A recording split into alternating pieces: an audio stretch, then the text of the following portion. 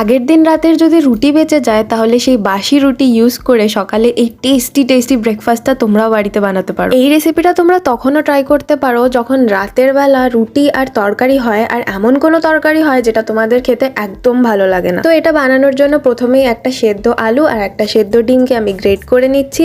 তারপর ওর মধ্যে দিচ্ছি গ্রেট করা গাজর, বাঁধাকপি, ক্যাপসিকাম, পেঁয়াজ, ধনেপাতা কুচি, একটু লেবুর রস, একটু বাদাম, 1 চামচ বেসন, একটু নুন, চিনি, লঙ্কা গুঁড়ো, তারপর জিরে গুঁড়ো, ম্যাগি মশালা, একটু গরম মশালা, আর তারপর সবকিছুকে একসাথে মিশিয়ে নেব। এরপর নিয়ে নেব একটা রুটি, তারপর ওর ওপর সস লাগিয়ে দেবো। আমি টমেটো সস আর চিলি সস লাগাচ্ছি। তারপর ওই যে মিশ্রণটা আমরা বানিয়ে রেখেছিলাম সেটাকে ভালো করে রুটিটার ওপর লাগিয়ে দেবো। তারপর একটা ননস্টিক প্যানে একটু তেল গরম করে আমি রুটিটাকে দিয়ে দেবো। এবার এটাকে ঢেকে দেবো 5 মিনিটের জন্য, যাতে সবজিগুলো সেদ্ধ হয়ে যায়। যখন রুটিটা গোল্ডেন ব্রাউন হয়ে যাবে তখন আমি এটাকে নামিয়ে নেব প্লেটে। রেসিপি ভালো লাগলে অবশ্যই বাড়িতে ট্রাই করো, আর এরকম আরো রেসিপি দেখার জন্য সাবস্ক্রাইব করে দিও। টাটা।